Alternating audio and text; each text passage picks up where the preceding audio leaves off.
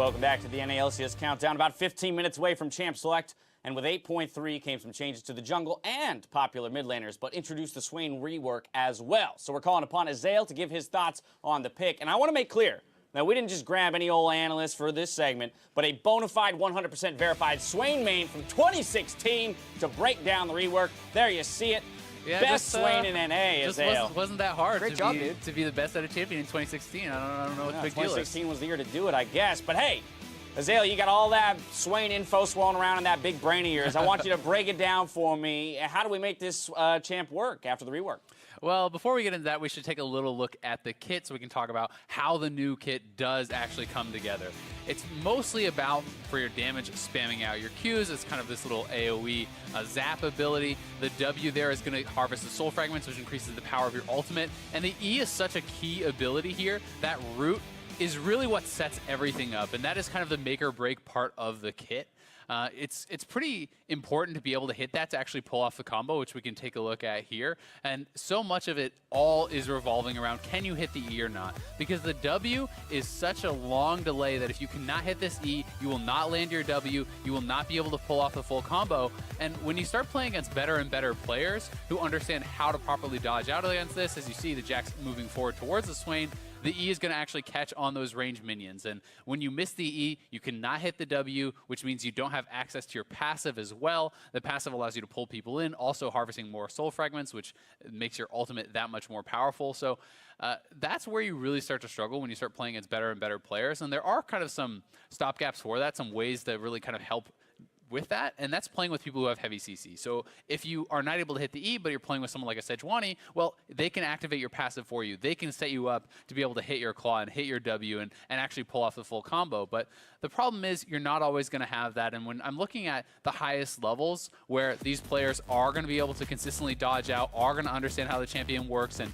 be able to avoid that claw consistently, you're left with essentially one ability. If the E misses, you can't hit your W, you have your Q, and that's about it. And Skara, Shifter, both having their own struggles. I think a lot of pros are having struggles with this champion, making it work at that high level, and that's why I just don't really see it coming into the LCS until it maybe gets some more buffs. And back to you guys at the desk.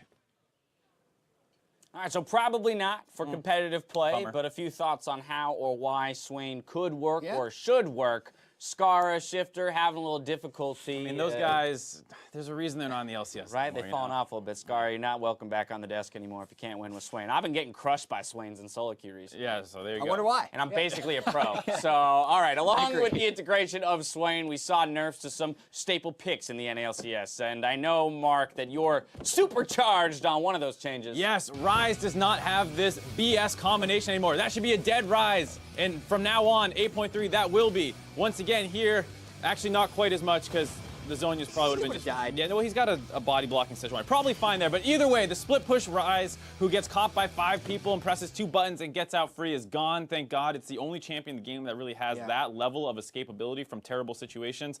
Plenty of champs can like ult out of stuff, but you can usually interrupt them. There is no way to stop a Ryze unless you full combo 100 to 0 while he's CC'd. And the fact that that's out is really good for the game. Won't be seeing that anymore. We also saw some nerfs to the jungle jet. Let's talk about those. Yeah, so the two main junglers from last patch, Sejuani and Jarvan, both received nerfs. Sejuani with the cooling on the Q and Jarvan with the armor being reduced. So I think Sejuani is nerfed because she doesn't have nearly as much teamfight mobility, but we'll still see her because her damages and clear speed is pretty much untouched.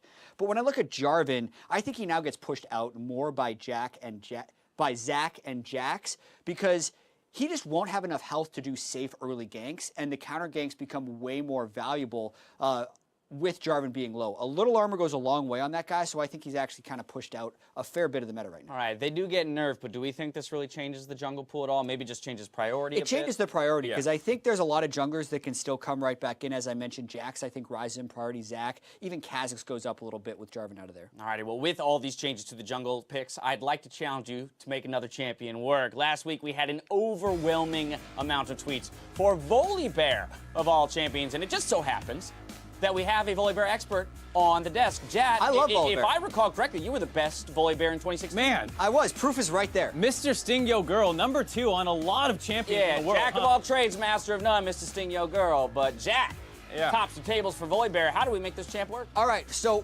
First off, I think a lot of people have the wrong mindset when they play Volibear. He is a bruiser who relies on auto attacks for damage, not a tank who initiates. So the things that are best with him you can see there are Maokai to be a primary initiator, or Lulu to help him get there, or just help with the Ardent Sensor. I have Aftershock as the keystone there because the temporary tankiness is great because you shouldn't actually be building full tank on him. And Wit's End, I think, is the best Volibear item you can build. My God, when Wit's End is the crucial part of a build. Here's why. That ultimate he's about to activate right here, boom.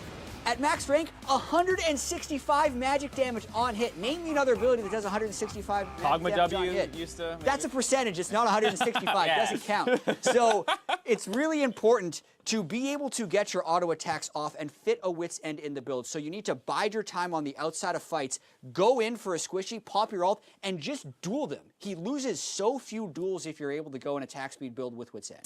Yeah, he doesn't lose very many duels, but that's why I don't like him in the jungle. His clear speed's still not very impressive. Take him top, especially with the changes coming in 8.4 most likely. Really going to revitalize how you can play him.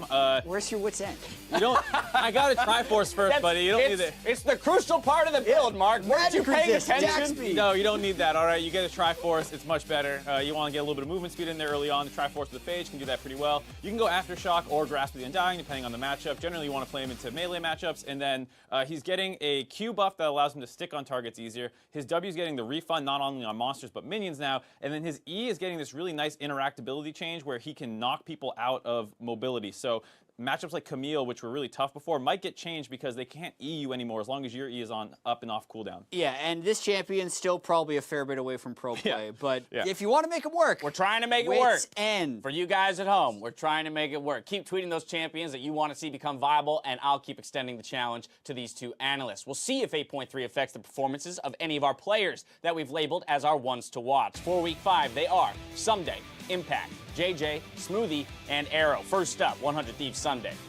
Yep, and he was a guy who has been struggling a little bit to stand out. When you picked him up on this roster, you expected him to be a monster threat, but the team doesn't play around him very much. He has a hard time getting involved, and he's not really dominating people in the 1v1 either, as it feels like he's kind of become an afterthought in the team's playstyle, which is not really what we were expecting out of him. So I would love to see him take a more C9 approach, give him counter picks, put resources up there, don't spend everything. You know, you have Ryu, Afro, and Meteos, who should all want to go up to the top side and help him out. Yeah, somebody's just had such a small amount of map pressure. It has to get better. Okay, moving right along, we find ourselves with another top laner, this time Team Liquid's Impact. Yeah, and this guy had a rough week last week, not really getting going, and it's a similar trend where you're expecting a lot of pressure for Impact, but when he falls behind, a lot of the Team Liquid team crumbles a little bit, and we're just not used to seeing him in this situation where he is getting killed and dying a fair bit, so another guy who does need to step up this week. Made his debut last week. Next up, we've got JJ from FlyQuest. And he's subbed in against C9 and actually looked pretty good. They almost won that game. He was involved in setting up some dives in the bot lane. All things considered, a pretty good performance given the quality of opponent he was up against. FlyQuest, we're talking about this team that we're looking out for to rise in the standings, make a playoff push, and settling that support debate is going to be a key part of that because it still is between him and Stunt on which they end up going for. Now, you mentioned the fact that he played against Smoothie. That's the next guy we're taking a look at. MVP candidate? I think Yeah, week absolutely, 5? especially if C9 continues to win and if they can come out on top of TSM today. And that's going to be one of the big factors because we mentioned how TSM can get individual advantages on a lot of teams, but it's on Smoothie and the rest of C9 to win the game after your team is either splitting or a little bit ahead in the early game. And Smoothie's been the best at that. All right, lastly, we're taking a look at Optics Arrow. And this is a team that feels like they're close to turning things around, all things considered. They have what looks like good late game. They're starting to figure out their early game. Power of Evil and Arrow are no joke as carry threats come to late game, but there's still something missing, and they're just not quite there. So hopefully Arrow can step up and carry his team a little bit harder in that early game, but he's had a pretty good performance thus far in the season. Well, tomorrow marks the halfway point of the split, so we want to hear from you. Who is your midseason MVP and why? We'll share your tweets in the discussion once the first round robin concludes. Now, let's throw it over to this week's Mic Check, which listens in on how Golden Guardians picked up their first win. We go down together. What is this? I'm not going down with you. You go down, you're going down alone. I'm running. You feel good about Larry? Yeah, I feel good about that. All right, let's do it up. Do it. Let's lock it in. Shout out to Quas. It's Camille jungle, Alawi top. Thank God I picked third. I can look Level it. 6 now. Okay. I have heal for you. I have heal for you. Run mid. Got him. Nice, Nice, guys. good Nice. Good job. Good job. Good shit. He flash shield. I can go, yeah. I'm gonna move up, Cody, later. We're going on mid. If you look for you. Coming. Tarek's moving first. How Tarek's close are moving you? We first. win Tarek. this? You have flash. I'm coming. I'm We're coming. Keep fighting, fighting. we're I'm coming. I'm coming. I'm coming. Stunning. I can shield you if you walk down. Walk down. Nice. He's no push, no push, no push. I'm gonna back, okay? Yeah, I don't have any mana, but we can just speed him down. No play, no flash. I'm trying to run. Get out, get out, get out, get out. I should have Tell me lit if that. Ezreal ults. Yeah. He doesn't have it. He doesn't have it. They started it? No, we're here. Let's go kill after the vision. Let's go vision. I can move for vision after We're this getting wave. vision I can look here. Okay, okay, Okay, okay. we're going in. We're going in. Can you ult him? I ulted you. I'm gonna Kill, We got kill, Ezreal. here. We win, we win, Nice, we nice, win. nice. I got dragon. Okay. Where's Sejuani? I can take it. That's okay. Yeah. Let me zone solo. Okay. You Top guys, 5K. you guys go up. 5K, 3K. So we're burning it still. Finish it. Finish it. Okay, nice. We can fight. Yeah, Go let's right. Careful. Ezreal's on the left. Sejuani. Okay, we're here. I The split you. split. Nice. Nice. Hey, calm down. We're good with this. We can go tier 2. Go tier 2. Okay, push. Chen, you can go. Chen, move forward. They're all 5 here. I'm looking, guys. I'm looking. Okay. We can take it slow too. Okay, they're off. Yo, I shield Chen. Come back. Come back. Come right. Backing off. I got ult. Nice. 0.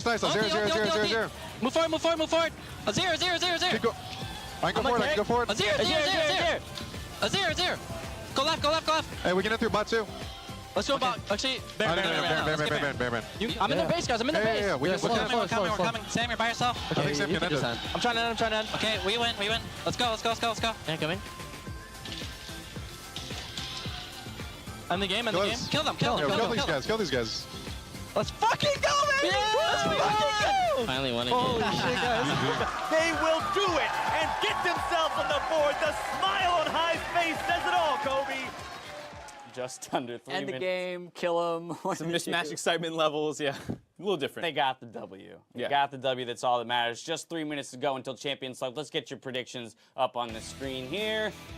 Any difference? With only one game separating in the season totals. You gotta do a different prediction every once in a while, man. Yeah. Mark, come on, buddy. What? Why is it on me? You're the one who's You're losing. losing. By 1. I'm not Yeah. gonna go. So, a lot of these predictions are actually pretty agonizing to pick. I think Yeah. Cloud9 versus TSM is super Really close. close. You never know what's going to happen with CLG. Clutch Gaming and FlyQuest. FlyQuest has the worst record, and Golden Guardians looked pretty good last week. So, there's a lot of times where you're thinking about flipping that coin, but we're apparently in full But agreement no, at this but point. neither of you No, did. just No, not neither of you pulled the trigger on flipping nope. the coin. Taking a look at that first match, let's get some win conditions for both of our teams. Mark, I'm going to hand you CLG. Jack, you're going to get Team Liquid. Yeah, CLG obviously on the back foot has a little bit more work to do here. So the 2 things I want them to do, get those early leads that they've been getting all this time. Tony has great level 1s. Rainover is great at exploiting early jungle advantages just with his perfect pathing and all that stuff. And then Darshan tends to get leads. But after you get that lead, please focus on the bot side a little bit more. We talk about how Team Liquid feels like they struggle when they fall behind, especially around double lift. So go down there, take some of that top side pressure that you're generating, and hopefully you can get some big TP plays off on the bot side because their super tunnel vision on top isn't working. How does Team Liquid respond? They have to get Impact ahead somehow, and this isn't normally what you say when you're on a Team Liquid team, but after what happened last week, I think it's huge for their team morale. I think something super interesting as well is they've been first picking Gangplank on blue side almost every time, and then allowing the other team to get that counter pick. They've opted to go red side this game, so they're probably opting out of that GP first pick choice and probably giving Impact counter pick, so it's pretty important that he succeeds. Yeah, I think it's pretty obvious given that Darshan has been fantastic early on in the season in terms of getting those leads, so they want a safer situation up there in the top side because that feels like CLG's main game plan. Alrighty, we close out the first round robin today. Let's toss it out to the casters to get us into game 1. Thank you very much, Dash, and welcome to Game 1. I am Riving Bizen III, flocking to the side of the Swain master himself, Isaac Azale Cummings Bentley. Thought it was Rizlin Bizlin. Rislin Bislin, birds of a feather flock together, and we're about to get into Champion Select. That's the beauty of the countdown. The game is ready as they head it over to the casters, and the players, as you see, ready and warming up their hands. CLG, pretty big task ahead of them here to pick up a few games as they head here towards the middle of the split. A team that kind of finds themselves at the 5-5 mark in this place quite a bit. Yeah, I mean, they've been struggling, right? And right now they'd be happy to be 5-5 because they're sitting at 3-5 and have not looked very good so far. There was very high expectations for CLG coming into the season. People thought that they would gel very, very quickly. They had strong soul laners, but the bot lane has not really been working out as well as they had hoped. And Rainover has kind of been a mixed bag. I think he's been having some great early games, but struggling to convert that in the mid game. And we're going to have to see what their level really is because this is the last game of the first half. They will have played every team, and if they lose against TL, you're sitting at 3-6, then that is a fairly low-tier team and well below expectations for CLG. A win here could definitely do a lot to kind of boost their confidence. We'll see how picks and bans goes. Mid lane has seen the Fiora, the Aurelion Soul from Huki, and they've also seen that Aurelion Soul ban. Maybe they're trying to pick a few more out of their opponents. Liquid says we're having none of that. Gangplank Skarner to start things off. And Counterlogic Gaming has started their ban phase with the Azir Ornn, which targeted Impact, and the Tristana. Yeah, I think it makes a lot of sense to take that Tristana away from Doublelift. He's so comfortable on it. It's strong in the lane, allows him to have a lot of sieging potential, and it's a late game hyper carry. So it really does give a tremendous amount of flexibility, but this means Zoe will be left up. Likely going to be the Galio to match if it does get locked in. Not expecting it to go to the top lane. So a pretty quick pick there for TL, and kind of looking over to their side. You know, this is a team that a week ago was 5-1. They had their biggest weekend of the year by far last weekend, where they were going up against the two teams that they were tied for first with, and they lost to both those games, right? And that was obviously a very big disappointment for the players, for their fans. And now it's just kind of about bouncing back, right? They have been handed a couple losses from C9 and Echo Fox, but CLG has not shown to be on the level of those teams. They need to kind of pick themselves back up and show a really strong game here today. 24 seconds here in the first, or I should say last, pick of the first phase for Counterlogic Gaming. Waiting on 16 seconds. We see the top. They take Gnar away. Get something carryable for Darshan, who he gets one of the picks where he can pretty much put that wow factor into the game, and they'll get Stixxay a safe pick on Ezreal. Yeah, so CLG is going to keep parity in the picks so far. Will Impact actually go to the Camille? This is something I've not seen him play a ton of, but he obviously has the confidence to do it. This is actually something that Darshan has shown quite a lot. When you think back to last week, to their loss actually to Optic, this is a matchup that Darshan picked into Zig. He got heavily snowballed. He got a ton of help from his team, but was never able to actually convert anything off of that. Wasn't really able to punish Zig in that matchup and start taking turrets, start getting solo kills. So we'll see how Impact is going to do in this one. And while it is, you know, kind of favored towards the Camille, it's one that you have to play aggressively, which can backfire very, very quickly if you try to go in and the other jungler is there. And if you play it passively, then the Gnar is going to push you in. The Gnar is going to be the one poking you out and starting to get advantage. So you have to play aggressive. You have to show the confidence here. But we also do need to remember that this can be flexed to jungle. So they may be trying to kind of bait them out a little bit here. And we'll see if CLG kind of gives any inclination on if they think it is jungle or top, because sometimes you'll see in the second round of ban, someone still throw, you know, that top lane ban or still throw a jungle ban, showing that they think it might be flexed. It'll be such an interesting pick for Xmithy as well if it went to the jungle. Kind of a new style for him. Yeah, I mean, people definitely think of Xmithy as more the kind of tank jungler, but at the same time, you know, he was playing a lot of Ezreal jungle during around Worlds. He was a guy who would, you know, at MSI had the famous Kindred play, you know, playing range junglers, playing some of the more aggressive junglers too. So definitely is someone who has that flexibility. And, you know, really, Camille could go top or jungle, Galio could go top or mid. So there's a lot of power in having these flex picks because it makes it so much more difficult to actually ban and prepare for coming into the second phase. So we get the jungle support pinch here from Team Liquid in phase 2, and the same thing from Counterlogic Gaming. They feel that Camille is going where they expect towards the top side. So the Alistar comes in for Team Liquid. They get a little more initiation, a little more ability to keep somebody in the same spot, so Pobelter can enter the party in big style. What are they going to have for CLG as Stixxay gets his tried and true hover? Yeah, very quick picks, honestly, for TL. They're not really delaying much time at all. It seems like they're quickly locking it in, moving on to the next pick. And it's a good call out. The combination of the Alistar with that Galio is very, very powerful initiation, especially when you're looking at someone like Zoe, who, if they do get caught up in that CC, you could be going down in a hurry. That can be very, very dangerous. But there's quite a bit of mobility on a lot of the other champions here. When you're looking at an Ezreal or a Gnar, those can be a lot more slippery. So, you know, it's going to be on Olay to actually find the correct targets, know when to pull the trigger, because if you go in and you're only catching a Braum or like a Zac or something with that initiation, it's not going to be anywhere close to as effective. Holy threats if they throw in this Jackson, this composition here from Team Liquid. They could be quite aggressive. Also look for CLG to get some of these long-range initiations coming in from what happened from Reignover, and Jax gets locked in for Xmithy. Yeah, expecting that to be the jungle Jax, Camille top. And it'll be interesting to see how they want to play this out. I mean, both Camille and Jax can be so effective in the side lanes in later stages of the games. You have a Galio who can actually get out to the side lanes and help to snowball, right? And help to kind of give an advantage there to Impact. So definitely look for TL to be trying to get to the side lanes, to be trying to send this Alistar top, send the Galio top, send the Jax top, trying to put Darshan behind, and really honestly kind of playing to the win conditions that Jat laid out on the desk, you know, talking about getting impact ahead, getting that confidence boost for your team, and especially in this matchup, it's going to be that much more important. And we'll have to see really at the turn of the middle of the season here, of the round robin, how good do these teams come out of an 0-2 week? Both coming off an 0-2, like you said. Liquid had the top of the list in Cloud9 and Echo Fox. Optic and TSM for Counterlogic Gaming, and now they have to face each other to try to start that win run off again. Hashtag CLG win, hashtag TL win. We'll have to see who can get the better of this early game. Counterlogic Gaming's been struggling there.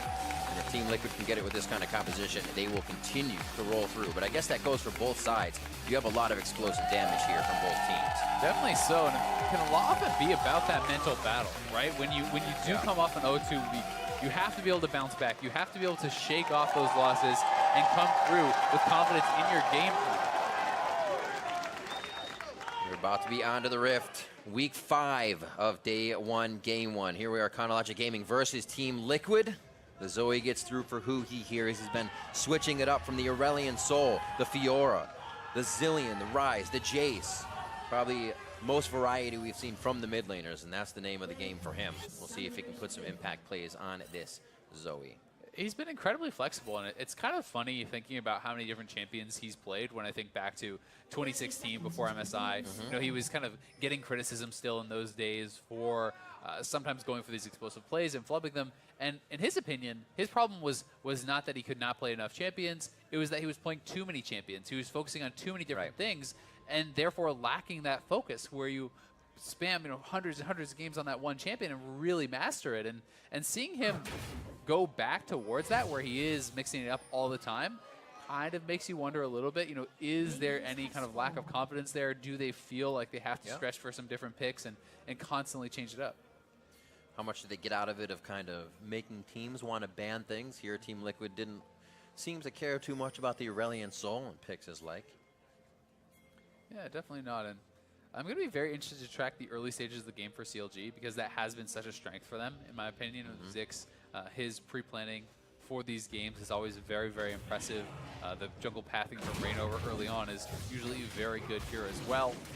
They are going to get some information on the side of TL, though. Impact goes in towards the blue buff, so even if you do not see the Zac at that buff, that is giving you information. That is telling you where he is not. You can then infer where he may be and try to play around that, because so much of CLG is going to be about controlling vision, finding the initiations and the poke and, you know, the sleepy bubble trouble and this sort of thing out of vision, right? Because if your opponents can always see it coming, they're going to dodge it. But if you have a Zac flying over a wall that you do not have warded, if you have Zoe poking from the Raptor pit that you're not seeing, these are things that are going to work so heavily in their favor. And vision control is really the name of the game in those types of situations. I love it. The double. Smack them together. Forehead to forehead. Reignover gets himself moving on the Gromp already. Yeah, it's nice. I mean, it's the speed leash, right? You take the W, you take the Q, both AoE abilities, and you can do that kind of power leash there for yourself, clearing both out. He finishes up both those camps. Remember, that was all on a ward there for Impact, so they have full awareness of where he's going to be, knowing he's going to be heading back to the Wolves. Smithy getting more coverage for Impact on the top side here, has a ward in the river, going to take down the Scuttle. This is going to give a lot more protection because, again, in the Camille and the Camille versus Gnar matchup, to win the matchup, you have to play aggressively. You have to be hookshotting forward towards your opponent. You have to be looking for those sorts of trades because you're a melee champion against a range champion. You just sit back, you will get poked out. And you need to be able to have vision and awareness of where the enemy team is to be able to have the confidence to go forward. And he kind of has that kind of build to do it early game. Some biscuits so he can get in there and take a few boomerangs and Comet to deliver that damage you expect from Camille. Sometimes a few things. We see the Klepto Camille, but not as much. Yeah, and even lately I've been seeing some more actually Aftershock Camille on ladder, and more of kind of these squishy champions are taking Aftershock because it gives so many flat resistances that they're feeling, hey, if you can actually hit that hook shot, well, now I'm super tanky. It's hard for you to trade back, but there's also a lot of risk there because if you miss the hook shot, you essentially have no keystone, right? Like, you're getting nothing out of it. Whoa, nice tactical sweep. Damage trade off the wall as Impact gains a bit of control in the lane, knowing he had minion presence. Darshan should be able to farm this up right under the turret, pruning it nicely before it even gets there. Another ward placed topside for Huhi, as he saw where the scuttle went down. And the teleport will be used by Polbelter as he comes back to mid. Unsealed to double, yes, for both of those in mid. Yeah, I'm going to use the early TP. So much of it is just about the lane pressure, is about wave clear, being able to be the first person to move to a fight to support your jungler in these sorts of plays is so incredibly important these days in mid lane. And just going back, getting an early Darksteel, get the boots, allow you to kind of move more quickly to those side lanes. And you can see that it's actually the minion dematerializer here for Polbelter, and he's already used quite a few of those charges. Yeah. Just trying to be able to push in the waves and get more preferential base timing. That can be pretty big here. Huhi as well, slicing through one of those for himself. Just cleaning up before he hits the turret. Smithy Warden over, gonna hop over. Looks like he's just getting a little bit of vision, make sure bot lane is safe from any danger. Rainover shows top side. This is good for Smithy if he wants to get anything going, but bot lane has equaled out, so no ganks there. Free farming for now, and not too much pressure here to start things off from any jungler. Yeah, and again, it's just the effort to try to get vision on where the Zac could be, right? He walked over the Scuttle Crab there, so he wasn't thinking he was doing anything sneaky. He's willing to give up his position to keep his bot lane safe in their position. So he really doesn't want the Zac to be able to fly in, because Braum has such powerful gank assist for the champions like Zac. I mean, if you can hit them with your Braum passive and actually proc that stun very easily when Zac comes in, there's so much CC that's going to be layered there. Very likely to be able to get a kill. There's a disparity on that top side. 30 seconds until we have our stopwatch coming up. Impact's going to have one. Darshan won't, but same for Double Lift. He won't have one if they decide to go bot against Stixace and Biofrost. So could see some fast plays coming in, or everybody getting a little more edge, if you will. Good smite down, gets himself a little bit of health.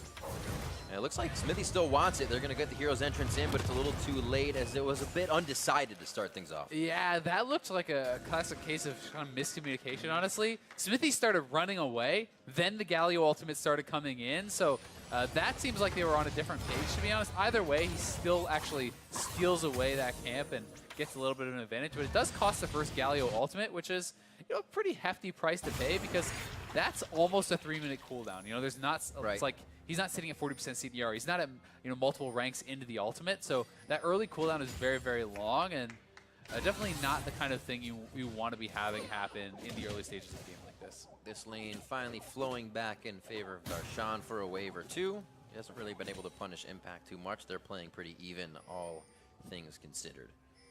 A few wards going in to just keep themselves safe on the top side. Impact waiting for those wards, so he'll just keep safe and the back side of the lane. Ocean Drake first. Probably not going to draw too much attention here, but I am trying to pay attention to see if Team Liquid will start to get a few more deeper wards and draft where Rainover's going, and make sure he can't get too many good elastic sling shots out of the fog. Yeah, definitely so. And that ward over the Dragon Pit is trying to do that. And you can see CLG likewise knows that that is going to be TL game plan. And that's why they have 2 defensive pinks in their jungle, to try to make it so that you actually can't spot Rainover in his jungle. You can't know when and where he's going to be coming from, which is going to make his ganks so much more powerful. And that's kind of one of the things you're really fighting against in competitive play. Oftentimes, I see people asking, why aren't the junglers even trying to gank? Why aren't they being more proactive in pro play? And a lot of times, it's simply because there's so much vision on the map. The teams are utilizing their trigger wards so well. It's almost always Tracker's Knife that they're spotted on the camps before they even have a chance to attempt that gank. So at that point, if you've been spotted, if you know there's going to be wards out in that area, it doesn't even make sense to waste the time, unless you're trying to set up some sort of a counter gank or some sort of additional play. Already trying to take control of that vision again to say, hey, maybe we take a dragon by ourselves. Smithy in, Smithy out, see if he draws any pressure as he draws that one. A little bit of a hover by Ole as he starts to get himself into river to make sure things are safe. And at level 6, with that passive, you're going to be able to do pretty good work on that dragon, but bot lane is coming up, mid lane is coming over, and they will be able to get this first dragon. And while it is not an Infernal, it is not a Mount, which are traditionally the ones that people are kind of more excited to see. The water's fine. An 8-minute Ocean Dragon is very, very good. Like, having that during your laning phase can make mana regen somewhat trivial, allows you to spam out your spells more aggressively. If you're getting poked out, you know, in one of these kind of pokey type matchups, like, you know, a Galio versus a Zoe, for example, well, if you step back and get into combat, you can regen some of that health back up, and it can end up being quite effective. Using that big wave clear from Galio to put all the pressure down the bot side. Liquid pushed as well, so a few things on their plate in the early game, but nobody's kind of stretching themselves thin to get anything done just yet. Yeah, definitely not. You know, both teams obviously having confidence in their later game play and feeling like they're going to be able to execute on their comms better. I'd also say so far, so good for CLG on the top side. You can see how defensively Darshan is building. Rushes Tabbies and picks up a couple Ruby Crystals here. This is because he does not need to be the one to win this lane. Winning this lane is basically just playing equal because it's the Camille that has more trouble when on even terms contributing to a team fight, right? Camille has to be in a side lane, winning 1v1s, taking turrets, applying pressure. Because, effectively put, unless you're way ahead, it's really hard when you get into a 5v5 situation. Just jump into the back line and try to take someone out. Usually cannot actually happen. You'll get peeled off, you'll get stunned up, you're too squishy, you die too quickly. So Darshan is definitely going to be very happy with his position in this lane so far. And partially he can play that lane more confidently because of the fact that Pobelter used his ultimate at that Raptor pit. It means that there wasn't going to be that threat of that Galio roam. And that's something that you always have to think of. You know, you have to think of what were the next steps? What really else was affected on the map by this flood play? And the next steps, top laners, about 20 seconds left on TPs to come up. As they've been farming pretty safe back and forth, the teleport would give up one of those leads. As they start to sweep down towards the bottom side of the map, Rainover is found. So that may cause top laners to go a little bit harder for a moment here, but it could get a Skullful on the bot side. All these stopwatches up. Make people get a little antsy here and start a fight. Ole starts to move in, knows they have pressure towards the top, and they might catch Uhi. No, but Smithy catches a quick taste of the damage that Uhi has right now. Quick in, quick out, gets him out from under the turret. Nice job by Darshan to take a bit of lane control. Distances himself with Flash, though. And be careful of that later if Smithy makes himself present in the top lane. Yeah, I mean, it was a good initial trade, but the fact that Meganar is expiring there means you're so susceptible to the subsequent all-in that could come out. And yeah, great, you chunked a little bit of his HP. It cost you your Flash, right? That's certainly not worthwhile. It does feel good, but sometimes it's not worth it, man. Sometimes in these matchups, you just have to accept that, nope, I don't ever get to be aggressive. Nope, I don't ever get to go for those kills. I have to sit back, I have to play patiently, and I have to let my team win elsewhere on the map. Yep. And really, that's kind of the position that he's going to be in this game. I mean, TL is putting so much emphasis on I feel, shutting down Rainover in these early stages because Rainover has had great early games.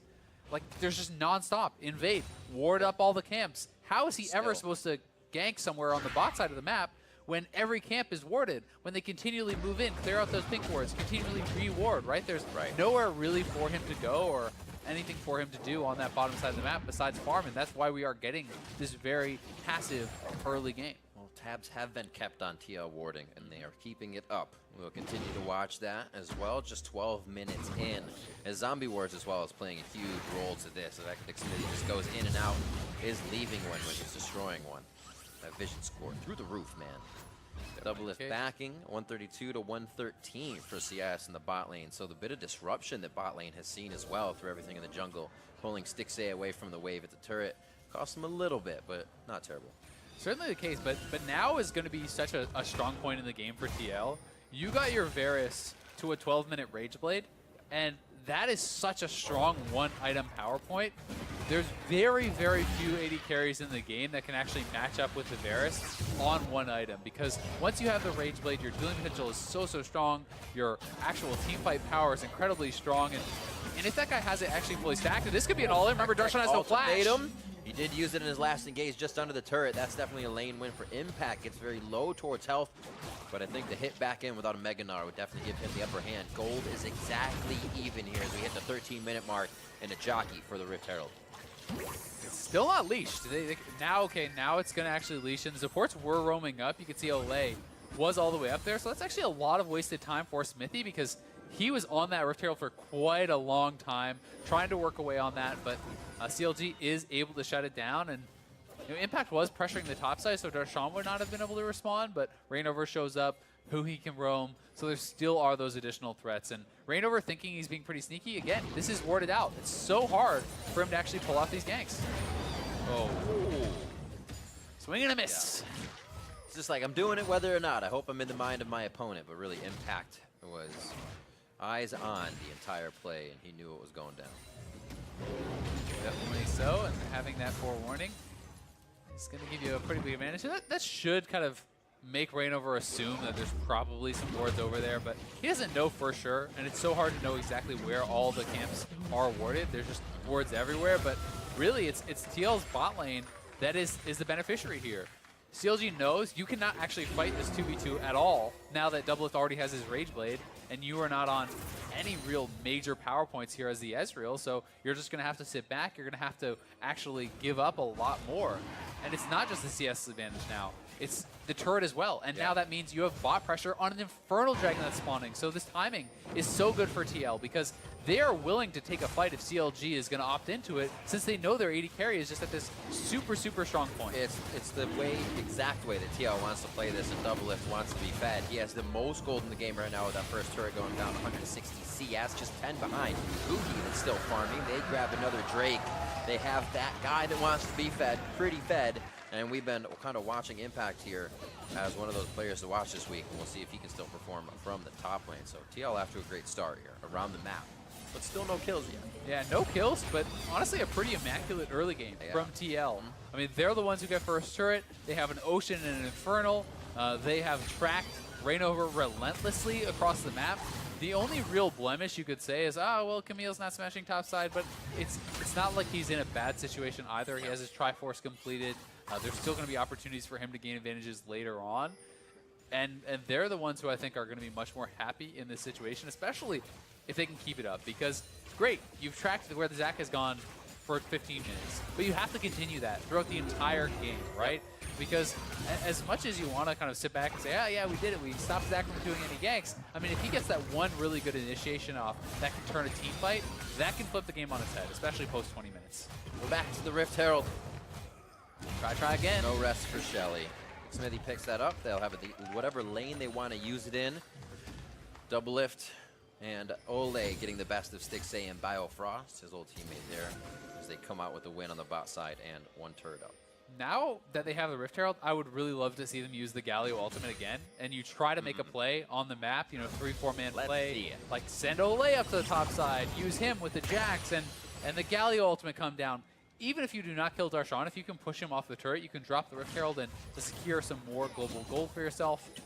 Impact backing way off, seeing Zac on the top side, and that again is going to kind of tip Rainover to know that there are some more wards on the deep side of the jungle. But as soon as he shows on the top side, look at this. TL relentless, moving forward, clearing vision out on the bot side, trying to get some forward vision of their own to try to be able to track once he now moves down to the bot side, because they know that's where Zac will head next. I feel like we could coin this next fight if they do get that pressure. If they finally get Rainover some Fog of War to initiate from the stopwatch fight, everybody's ready to use that, and I think it will happen on this next one. That's true, man. For prep for CLG, Darshan and Meganar form wouldn't really need one. So TL can use it. Who uses it first kind of situation? Would be the bad result. Two Drakes on that side for TL, as they're just waiting for the next Ocean. There's definitely a lot of playmaking potential with those early stopwatches, and when people are hitting like their rank 2 ultimates and these sorts of things, all summoners are available. When you do get that fight, it can be extremely explosive, and they've just kind of swapped bots atop, so they're going to continue just trying to extend their advantages this way. They know Doublelift is going to be very, very strong right now. Just continue moving around the map, trying to pressure out those turrets, and Ole going to have to back off here. Galio is in range. Ooh. Don't think that CLG is going to be able to continue the chase. Like not my shrine, but I still know how to move inside it. Smithy Ole going back just to tempt danger, knowing they have power in numbers in a certain situation. A slow push for Impact so we can get some pressure on the bot side. We'll see how much they can toy with CLG here. Yeah, stopping Darshan's base again. They're really trying to harass him, and we might actually see Varus go back in again. It stops him. This is actually getting pretty detrimental, because this actually means now Darshan will not be to the bottom turret in time for that wave. Right. So this wave that has been stacking this whole time, he's going to lose a lot of that experience. He's going to lose a lot of that gold. And it also allows Impact to actually be the first one to roam upwards and be able to even threaten some of the other lanes. So this is actually giving them quite a bit of map pressure. Now that Darshan's down on the bot side, they could start to play elsewhere and try to force out his TP here. Remember, they still have that Rift Herald, and this is really giving them the tempo advantage. So now they're going to drop it knowing that they have 5-man mid.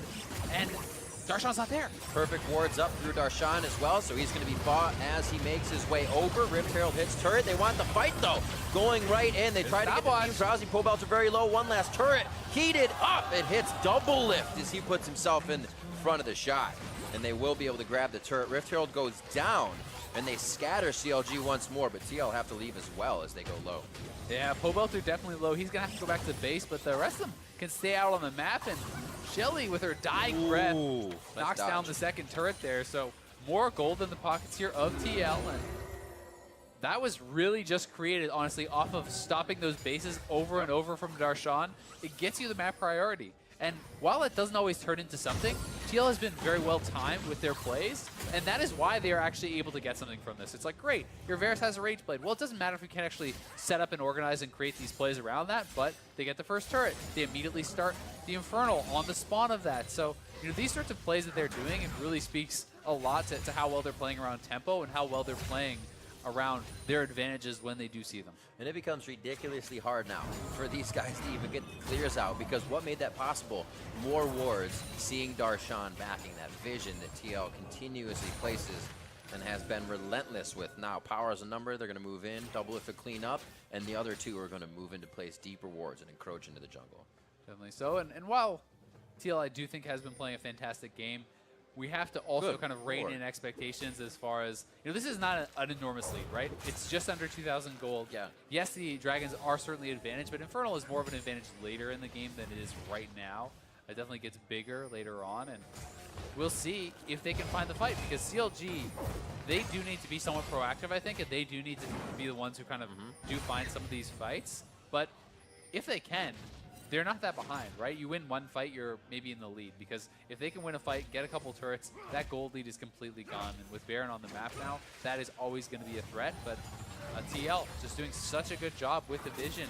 They're wanting to play this war of attrition. We say it shuts down Reignover, but it also shuts down the trouble bubble coming flying through the terrain and trying to start one of these kills that would zero out double lift, even probably put Xmithie down to 25% HP. Completely so. And you're also shutting down TP opportunities for Darshan, right? If those deep wards are always getting eliminated, if you're the ones always encroaching your opponent's territory, you know you're more safe from that sort of play there too. So there's a lot of options that they are shutting down and kind of limiting from their opponents. See if CLG can find them. They have been straining here to keep that vision forward. Now finally out of their own side of the jungle for a moment's time.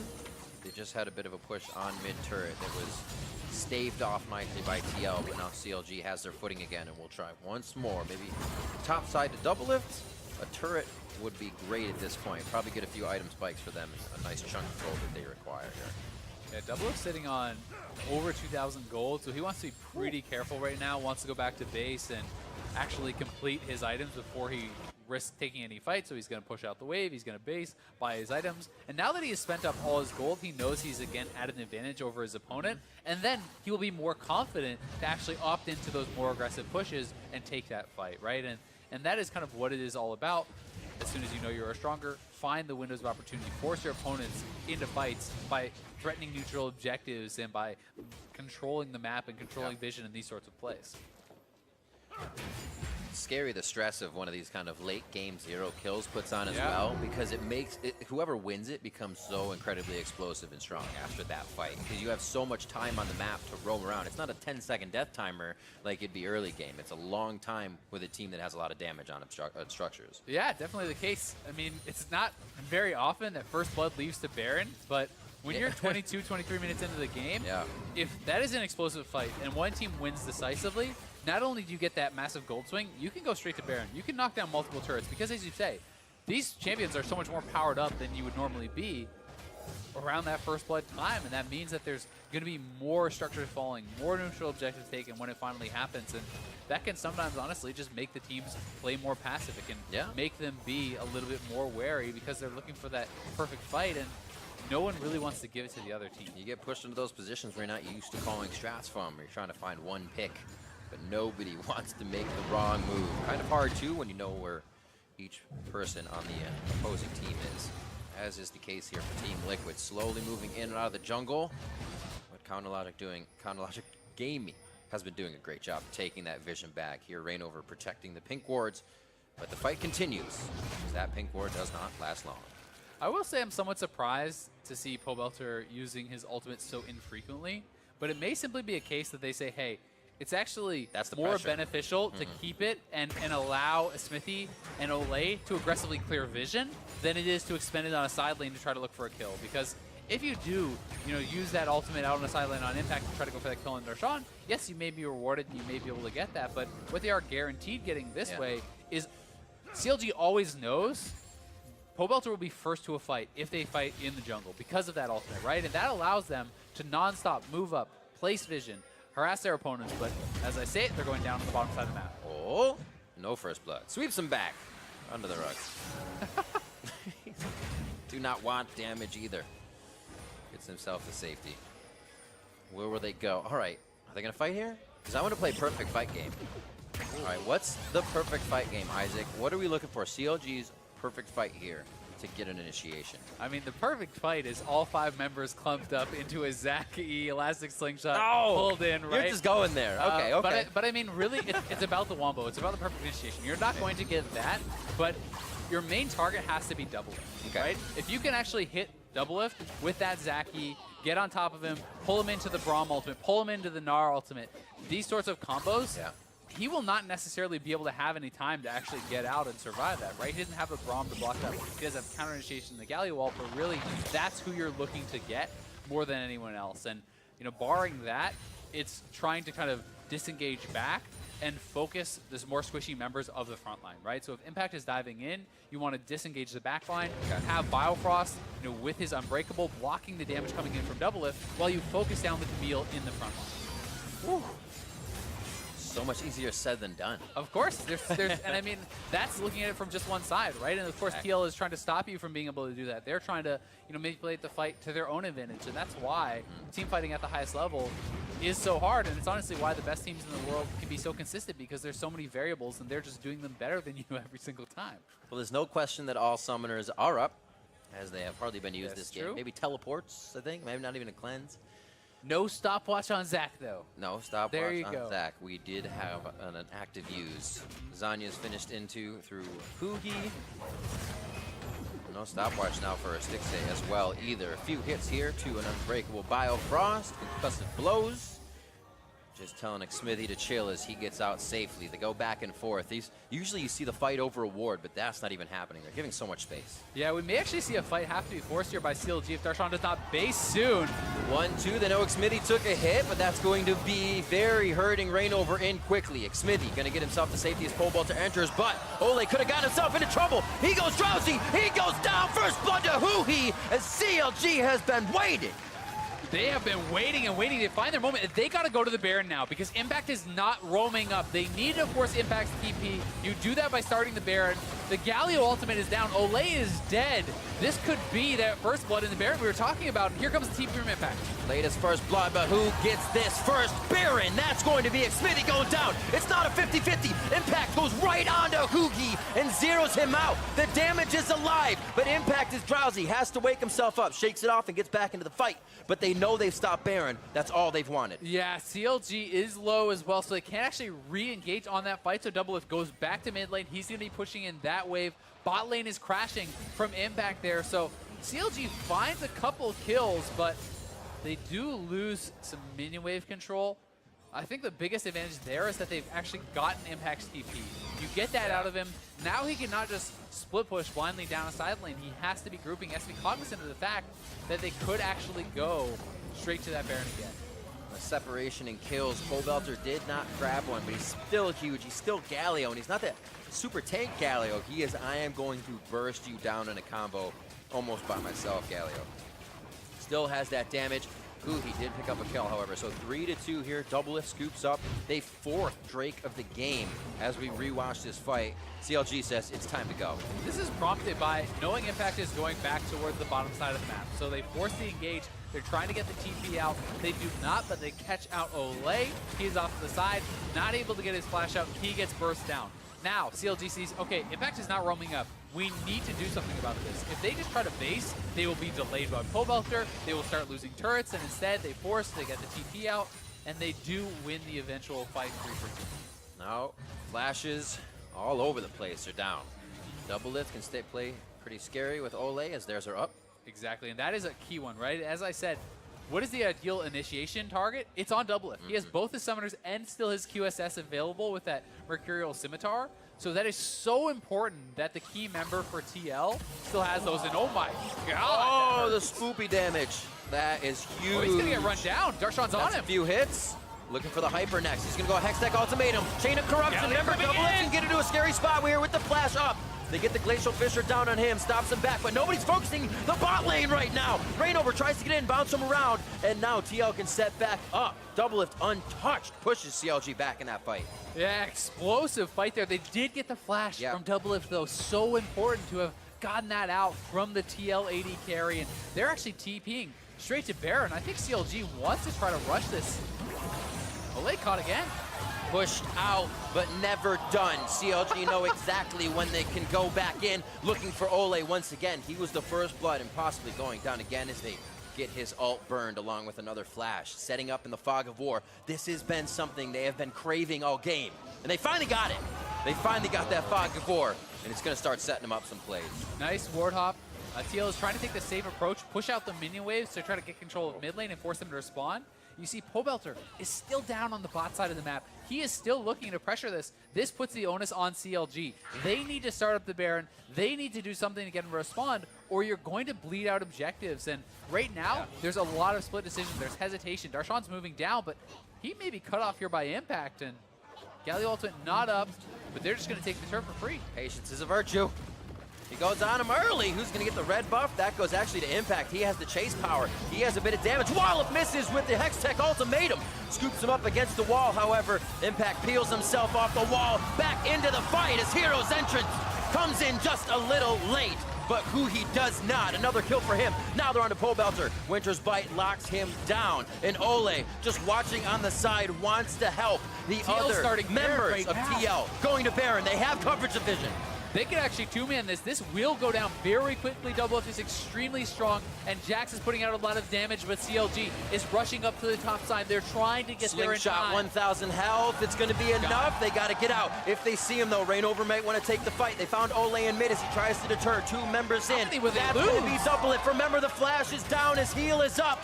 Winter's Bite connects, and Concussive Blows is next. He gets abducted back into the dry brush. That's going to be the hit. Those are going to be the final touches. No, he stays alive as he tries to get the hits in. Zixay finally gets himself to the fight, but there's no mana there. As Huhi, with the blue buff, could finally finish the fight. Darshan still wants in. A relentless CLG will not stop. As the turret still stands, they have 0 minions, and Darshan still wants to fight. A stopwatch on Pobelter. Finally, a few final touches. And they seal the deal after a very long fight.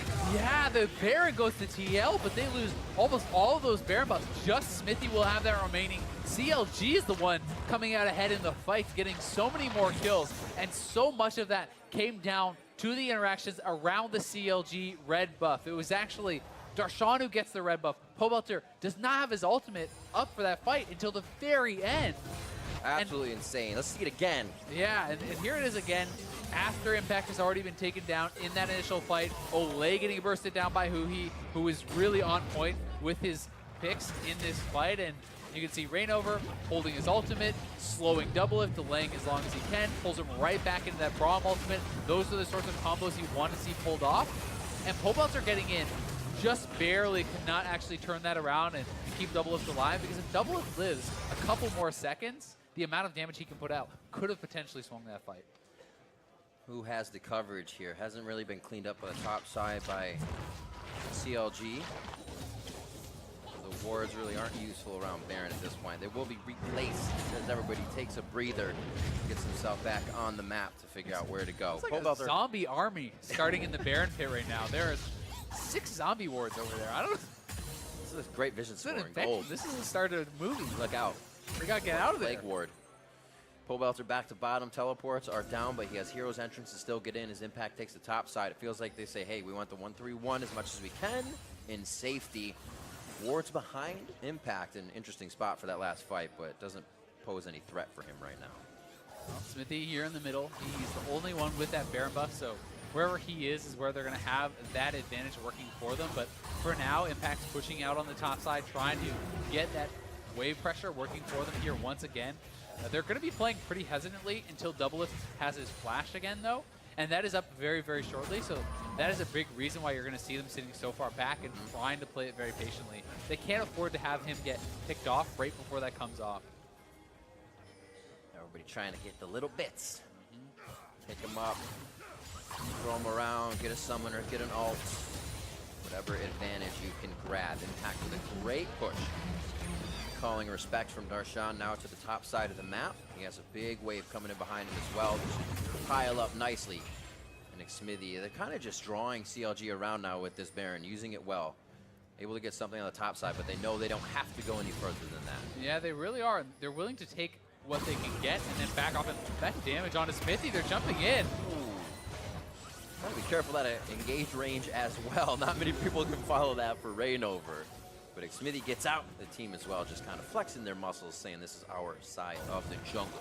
Mountain Drake again is next. 5 in the favor of TL would be absolutely crazy because they take this and they force what could be Elder later. Exactly. Even if they don't get this one, 4-1 is an insane advantage for that Elder. For sure. They're going to have so much pressure around this objective. They would love to grab this up, though. Rainover is in position, and some nice poke comes out of who he will make the teams back off. TL seems pretty intent on just playing this split push style. Yep. I'm going to be very interested to see if there's ever a point where they actually just shift Xmithy to a side lane, because he's actually getting quite strong here. He's close to his Sterix, but he already has the Triforce, and Jax in a side lane, when you're getting to the later stages of games, can be so strong, and having Galio right with the Varus might actually be more powerful as far as having the additional wave clear and the more defensive abilities to keep Varus safe in that 3-man squad. That's actually a pretty crazy point. You think about it, you know, we have Impact pushing right now, but Jackson going crazy. You know, Pole Belts are still going crazy. If teleports are up or down, they have such versatility. And here it is. They're actually moving him down to the bot side. So this is really what I want to see. 1-3-1 with your Camille and your Jax. Now move your Galio in the later stages of the game towards Doublelift. Yep. You have Galio, you have Olay here on the Alistar, and those two members will help add more wave clear, but also, most importantly, keep the Varus safe.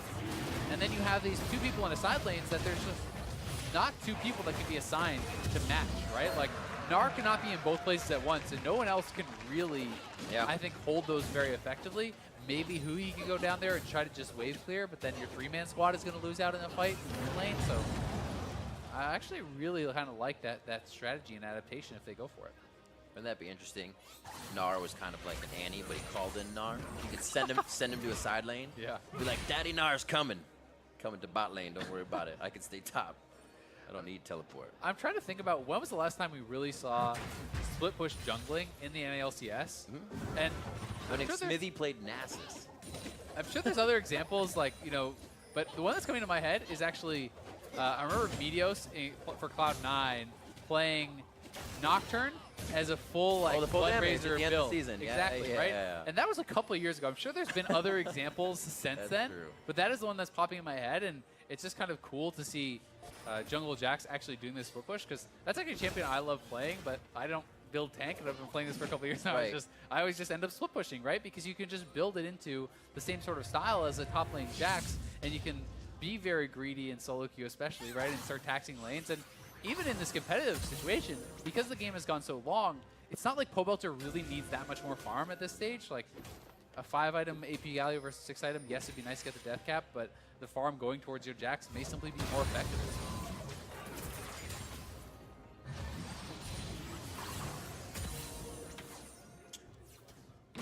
Through picks and bans, Camille was the 3rd pick.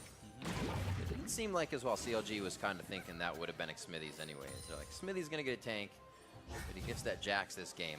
Yeah. Doing pretty well. Didn't really give Impact too much towards the top side. Didn't really do too much. Latest first blood in the NALCS means the junglers were kind of hanging out. Impact got one gank from Rain over here. But these guys in the jungle had pretty easy going early game to start things off. Yeah, certainly so. Much of the game has really just been about tracking, vision, right? And honestly, I was not expecting the Camille to come out of Impact either. He has not played it yet this season, and he is definitely not known for it. I mean, right, they looked at him with the orange band. He played Camille twice all last year and 0 times this season. Oh, Darshan under the turret. Very heroic entrance from Pobelter as they make quick work of the Gnar and this inhibitor turret. And this might be actually kind of the straw that starts to break the camel's back here, because now the base is broken. Now 3-man squad is threatening Baron. and you start to get pulled apart, right? As soon as one part starts to fall apart against the split push, you start losing everywhere on the map. Teal is starting up the Baron. 3 members of CLG are sitting in the base. No way for Reignover to get over here. Will be. Okay, not quite. That was close. It's a good try. Very good try. Not quite Apollo level. I was going to say, you listen to Apollo. Yeah. I liked it. You should just do it when they're about to smite. How do you steal so many Barons? Right. Well, you shoot it and it kills the objective, and then you get it. I like that. Yeah. I'm gonna follow the directions next time. So everybody kind of cresting 400 CS. We're mids to bots here. Getting to that 40-minute mark on the game. Let's see how this happened. Oh, brought him back with a Hex Tech. Feels good. I'm safe under the turret. I'll stay here. Oh, there's Pobelter.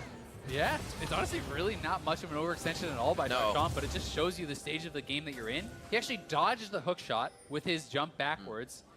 All that it was the Hextech ultimatum into that heroic entrance, which is guaranteed by the Camille ult. There's nowhere for you to go. You can't flash out of it, and nothing that Darshan can do in that scenario besides don't put yourself in that scenario. Yeah. You have to then just say, okay, well, if they can kill me like that, I don't get to ever leave my turret. I have to max range clear minions and play it so safe, but that's tough to do because that's his first death in the whole game, right? It's not like it's been happening to him time and time again, and sometimes when you haven't had these fights for a long time, it can be pretty surprising how much damage comes out, how quickly you die. Just because you lived all game doesn't mean it's okay to end now. That's a good point, Riz. Just My solo queue teammates tell me that all the time. pretty hefty gold lead here for Team Liquid as they start to bear down on that middle turret and this bottom inhibitor. Still down in kills, however, working around the map, working their vision and try to kind of avoid this big burst damage that Uki and the rest of the team can put out in succession. Those paddle stars hitting you upside the back of the head. They get out just to prevent a little more damage as bait is taken. Yep. You send too many members for impact. His job is then to run away. Your job is not to collapse. It's actually to push the other lane. This is how you pull these teams apart. And look at the top minion wave as well here. It's going to be walked over to. Pobelter goes, buffs that up, and now they have waves pushing in on all sides, and they can continue to do this because it gets so difficult to actually clear out the waves. And Pobelter just making sure he's there to buff them up before he can clear out that wave too quickly. Going over it from the beginning as well, kind of just looking at how TL played it, not allowing CLG to get many of these turrets. Nice Ole. Ole. Very beautiful pulverized. They lock him. I believe Chain of Corruptions didn't do too much there as they followed up with damage. But not having these turrets doesn't give CLG money. Map control for TL means all of their lanes are pushing. That always has to be considered by CLG. They never get to put anything in their favor and always are playing on the back foot. Now losing another inhibitor as TL only have top lane to look at now. Yeah, and for CLG now, your only hope is finding that engage. But TL have no interest in actually going for it, right? They're just going to continue split pushing. Well, get some Continue trying stragglers. to avoid it. Darshan says I might have one. Ole, level 15, throws down the ultimate. Should be able to stay alive for a bit. Here. Impact could find the back line. They're deterring what goes on here in the DPS on the front line.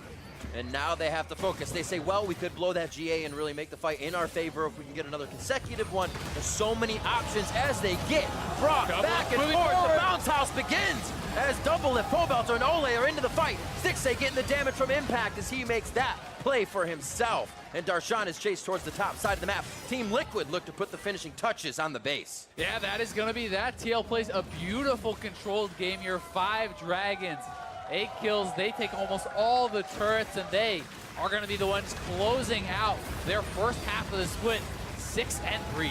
Beautiful job. 8-7 on the scoreboard at the end. 42 minutes in. Team Liquid take down Chronologic Gaming. It's got to be a frustrating game for CLG, honestly. You know, a lot of the fights were going pretty well for them, but TL simply never gave them the fights. They avoid them the whole game. They control vision in the early stages from the word go.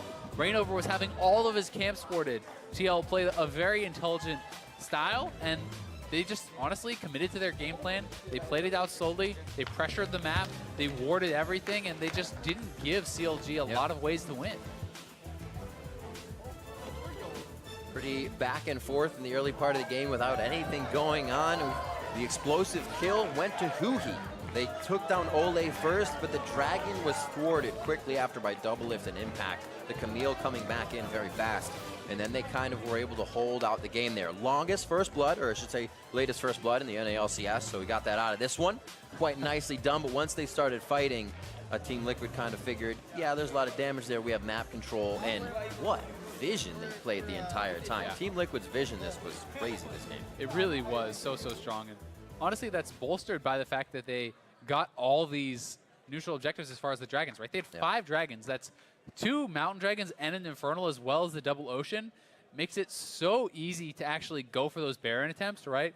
When you have someone splitting on the bot side of the map, and then you have so much more DPS coming out, plus you have all the regen from the double ocean, there's very little risk to actually starting up the Baron, even in the 2-man situations that we saw Smithy and Double Lift going for. And they can start it up, they can back off, they know that they can kill it extremely quickly with all that bonus damage. And it also enables the split pushers, right? If you ever let Impact get to a turret, he's already going to knock him down so fast. Now it's even faster. And that's one of the things we thought coming into this one. We said, like, look at all of these threats on the side of Team Liquid. If these guys get going, you kind of keep rolling down those train tracks and make the win happen. That's where they ended up with that W. And right now we're going to send it over to Avali and the Team Liquid carry in the bot lane. Thanks, guys. I'm here with Double Lift. Congratulations again on that win. Coming off from a rough weekend last week, 0-2. What was the team hoping to achieve coming into this weekend? Well, we had a really, really rough week of LCS and a week of scrims. Thank you.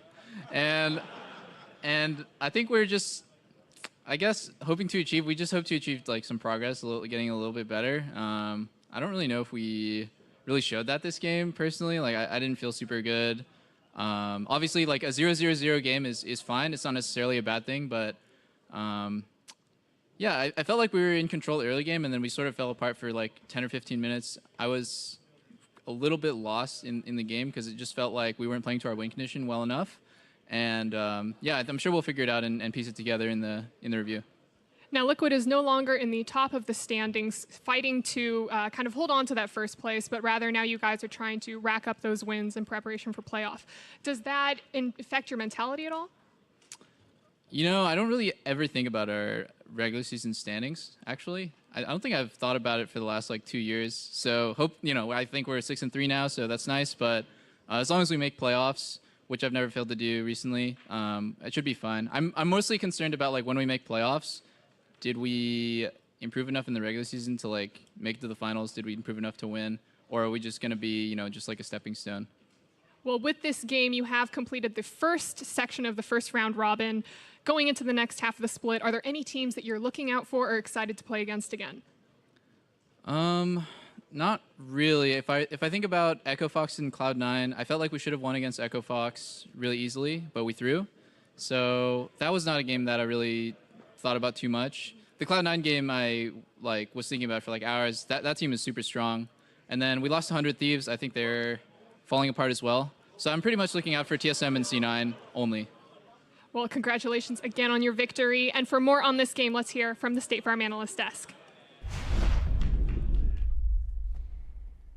Thank you very much, Avali. A tough 0-2 week for Team Liquid last week. Double Lift says they were hoping to show some progress today. He's not even sure if they did, and that's where I'll turn to you two. What, if any, progress have they shown you after this game? I don't feel like too much. He said in the interview he felt lost. He wasn't sure if they were playing with their win conditions. Don't worry, Jet and I are here to help with that because they absolutely did not play with their win conditions. It's convenient because we had prepped an entire segment about how they had the Camille in the top lane with the Galio who needs to cover the Camille. And how they really weren't helping out Impact that much, and that's why the game ended up so slow. Because it's not like CLG was necessarily smashing any of the positions with which to punish Team Liquid for this, but it's not a great look for TL.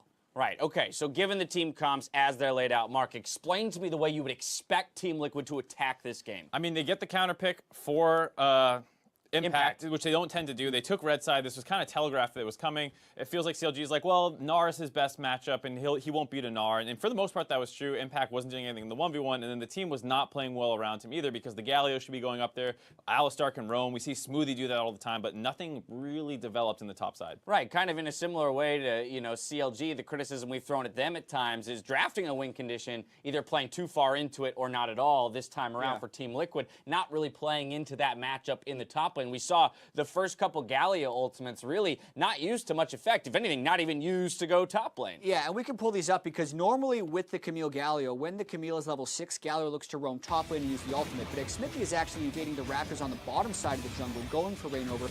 And they have a very late Galio ultimate, either for protection or to go for a kill because they may have expected Uhi to dive in. But that's when Camille was level 6. And here, you can see a little bit of it as Impact is kind of getting a little counter aggression. And the reason he gets the flash there is because Galio was roaming up river. So that's a slight bit of the control. But it took a really long time to actually get a positive play up top. And here's another example where they're going for this all-in. Things are starting to break out on the top side, but Smithie's working on the Rift Herald. Pobelter was not quite on his way up yet, so they're disjointed for when they go for that all-in. Yeah, that Camille ultimate right there, if they're more coordinated, is a kill. Yeah.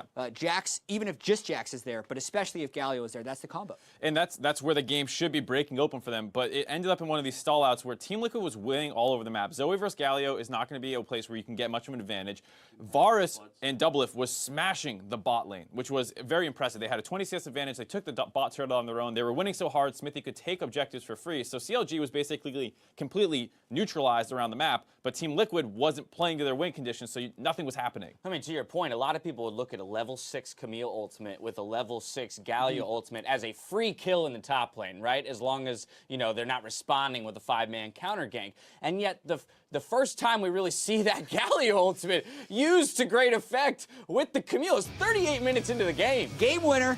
Basically, Darshan moves a little bit out. As I mentioned in the cast, doesn't even connect the hook shot, but Camille has so many items at this point, and the AP Galio has such tremendous burst. He doesn't even get a time to flash within the CC chain, and that's what gave them Baron and really allowed them to push. Yeah, the game ends a couple minutes after the first time they successfully pulled that off. There was one failed attempt in the jungle where they got collapsed on by CLG, but as soon as Team Liquid starts playing that win condition, you see why it's such a powerful combo. What was Xmithie doing in this game? He was trying. You see those 5 drakes? Farming. He's been playing a lot of Monster Hunter World. Yeah. You got the dragons, you know. Wow, 1.6k damage. And it was such a weird game because when you look at Team Liquid as a team, it is the team that plays around Doublelift and bottom side. Right. And even when they drafted a team composition that was attempting to play around Impact, just the raw power of the TL bottom lane gave them the advantage that allowed them to kind of screw up their game plan. Right. Doublelift had a 20 CS advantage with Ole as well. They killed the first turret. That's what started the swap. That's what gave Xmithie all of the dragon control. It's just how good their dual lane was, even though they weren't playing around it, allowed them to still win this game. And also, to be fair, CLG was avoiding a lot of the mistakes that they had made in previous weeks. They weren't killing themselves in the enemy jungle off risky invades. Darshan was doing a great job surviving that 1v1 pressure. There's a reason it took so long for Team Liquid to really find that opening. It's because Darshan was playing that matchup well. So there's a couple things that CLG was doing to prevent that snowball. So would you say it's a fair statement to say that Team Liquid is still winning a majority of their games based off of their individual skill, more so than their ability to play as a team? I would say they won this one off the individual skill, and that they're good at playing as a team when the strategy revolves around bottom lane. They're trying to diversify. Like, I think that's exactly what they did here when they selected red side. That's the side you take when you're trying to get two powerful solo laners, as they did with Camille and Galio. But clearly, they're just not as good at that. Right. And Mark, we haven't really touched on CLG at all because we just did a deep dive into Team Liquid. So I just wanted to get your thoughts here as they suffer yet another loss. They'll end the first round robin at 3-6. Like I said, I think they slightly got outdrafted this game. They were on the back foot. Their bot lane kind of lost naturally just in the matchup. And so it felt like, how does this team find opportunities to get kills? Like, Zach and Gages were trying, Zoe was trying, but they didn't find anything. And it just felt like there wasn't too much that they could have done to change how this game went. All right, Team Liquid closing out their first round robin with a win. Now, as we go to break, we'd like to take a moment to extend our condolences to the victims of the Stoneman Douglas High School tragedy. The NALCS is working diligently on how we can best help those affected by this tragedy. But if you want to contribute now, the Broward Foundation, a nonprofit arm of the Broward County School District, are directing donations to the Stoneman Douglas Victim Fund on GoFundMe.com. That is GoFundMe.com/Stoneman Douglas Victim Fund. We'll share how we're supporting efforts in weeks to come.